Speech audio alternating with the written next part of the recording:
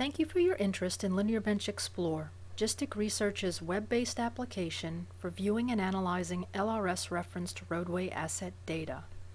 This is the third in a series of videos describing some of the features of Explore.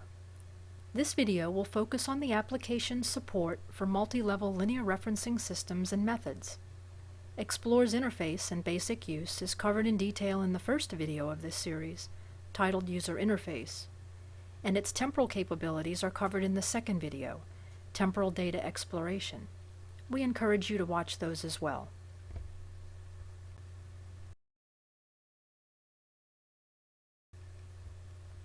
To illustrate Explore's handling of multiple linear referencing systems, we'll look at two data sets from the state of Kansas, courtesy of the Kansas DOT.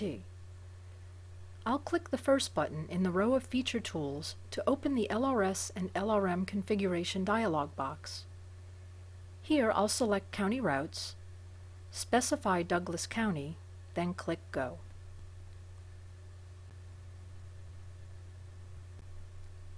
We'll conduct our analysis on the Time-Space Diagram tab. When I click on the Route drop-down, I see there are 8 routes in Douglas County from which to choose.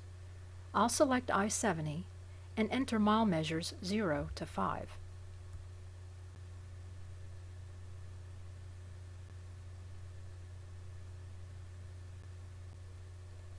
In the LRS Data Layers drop-down, only layers referenced to the county LRS are listed.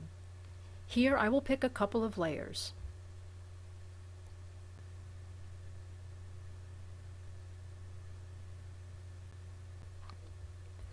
The Kansas DOT dataset was configured to use several base maps, so I'll also change the map layer from the default ArcGIS Online offering to Bing Map.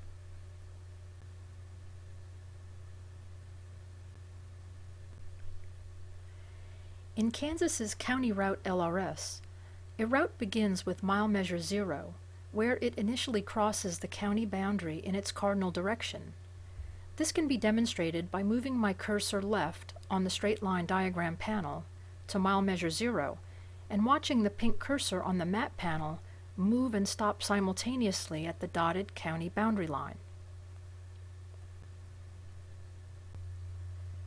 For this next example, I'll use the Straight Line Diagram tab. I'll also change to the State Routes LRS. Unlike the County Routes LRS, which only supports route measure as its linear referencing method, the State Routes LRS supports both route measure and project stationing. I'll select project stationing this time and click Go.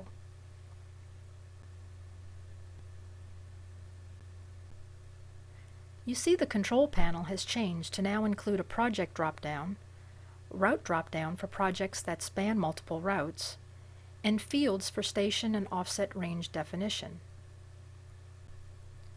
I'll select this city project. When the project is selected, the route and project station range autofill, but these values can be changed. This project spanned 2 routes, K32 and K25. I'll select K32 and click Go.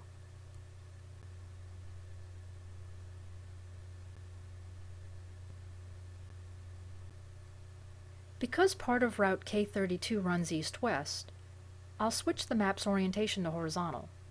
The project boundaries are highlighted in a translucent white on the map. As I move my cursor along the straight line diagram, you will notice the project stationing reading as tooltips. As I pan, notice the stationing measures change accordingly.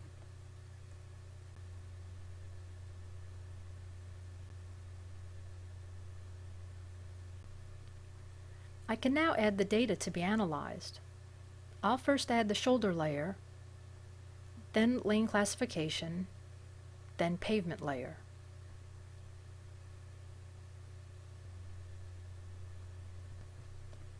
As you can see, Explore supports MultiTrack Events. In the case of shoulder, there is only one record or track of data to report for this project section. But for pavement layer, there are 3 tracks. I can turn off the other tracks to free up space on the diagram.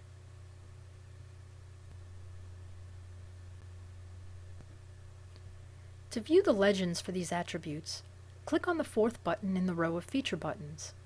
You can either select the layer and legend from the drop-downs, or click on the attribute's corresponding tab in the data grid. We see from the shoulder legend that red indicates the shoulder width is between 0 and 0.7 meters. From the lane classification legend, we see that the lane classification changes from 1 to 2 at the project boundary. The number in parentheses behind the track name indicates the number of records associated with each track. In the case of payment layer, we'll see a total of 5 records depicted on the diagram and in the data grid.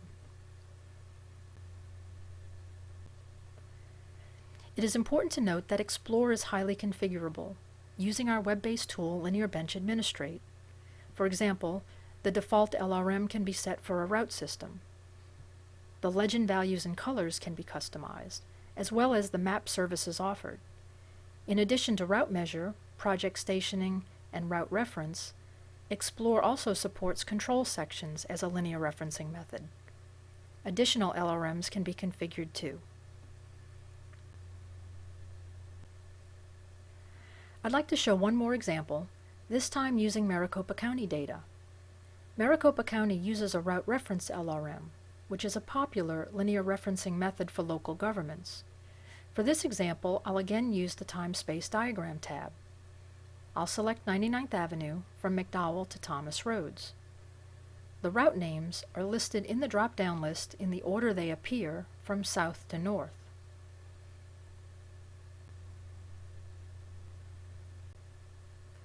I'll also add an offset for each cross-reference, 1,000 feet south of McDowell and 500 feet north of Thomas.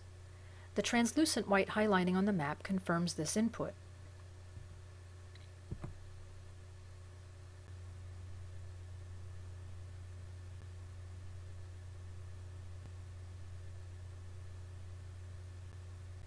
I'll add surface and signs data to complete our view.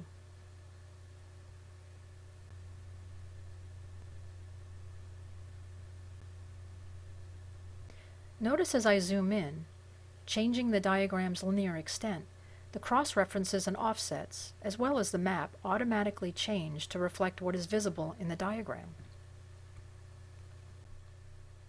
That is the end of this multi-LRS/LRM demo.